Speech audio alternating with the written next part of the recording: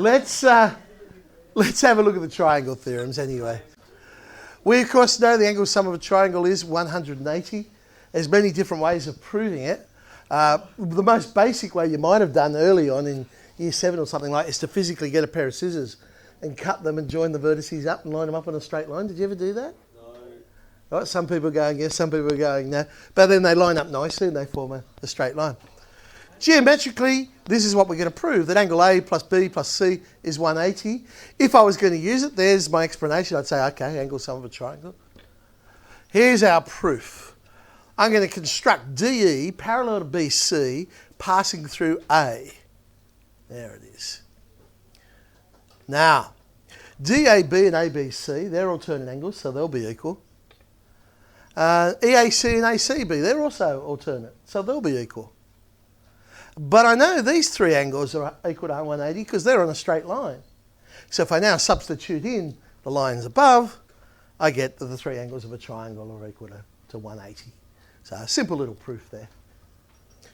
The other triangle theorem that is often forgotten is the exterior triangle. And so that is, the exterior angle of any triangle is equal to the sum of the two opposite interior angles. So angle ACD would be equal to angle A plus angle B. Now you don't have to write down the exterior angle of any triangle is equal to the sum of the two interior.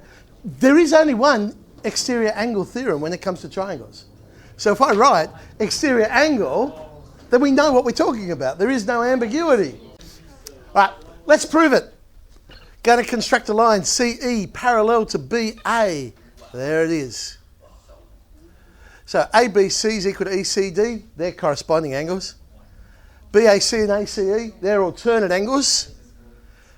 Now ACD is in fact the same as saying ACE and ECD. It's the same angle, just talking about it in two different ways. Substitute in, there's our answer.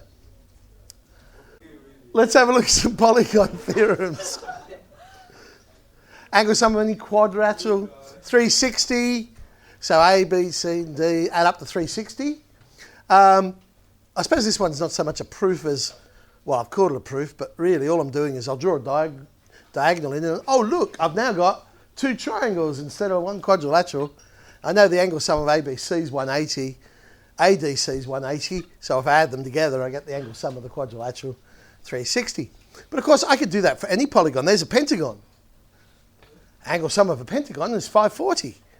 Again, if I draw in the diagonals, chop it up into three triangles. And so that one's 180, the second one's 180, the third one's 180. Add them up, we get 540, which explains where the general theorem comes from. If you've got any polygon with n sides, you can always draw in the diagonals and split it up into n minus 2 triangles. And so you get n minus 2 times 180. Then there's this beautiful one. Does not matter how many sides a polygon has. All of the exterior angles will always add up to be 360.